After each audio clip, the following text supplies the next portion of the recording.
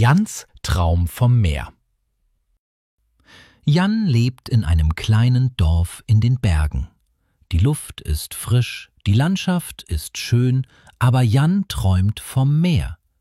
Er hat noch nie das Meer gesehen, aber er stellt es sich oft vor. Das Rauschen der Wellen, der Sand unter den Füßen und der salzige Wind. Eines Tages spricht seine Lehrerin mit der Klasse. »Wir machen eine Klassenfahrt«, sagt sie. Alle sind aufgeregt. Das Ziel? Die Nordsee. Jan kann es kaum glauben, endlich wird er das Meer sehen.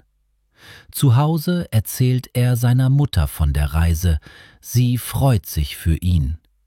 Jan beginnt sofort, sich auf die Reise vorzubereiten. Er packt seine Tasche, kauft Sonnencreme und liest über das Meer. Er interessiert sich für alles: Fische, Schiffe, Muscheln. Aber dann denkt Jan an eine Sache, die ihm Sorgen macht. Er kann nicht schwimmen.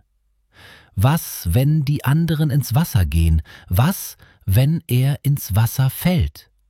Er spricht mit seinem Vater über seine Angst. Der Vater lacht. Du musst nicht ins Wasser gehen, du kannst einfach den Strand genießen.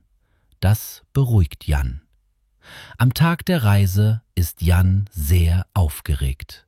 Als er endlich am Meer steht, ist es genau so, wie er es sich vorgestellt hat, vielleicht sogar schöner. Er geht am Strand spazieren, sammelt Muscheln und sieht den Möwen zu. Er denkt: Ich habe lange vom Meer geträumt und jetzt bin ich hier.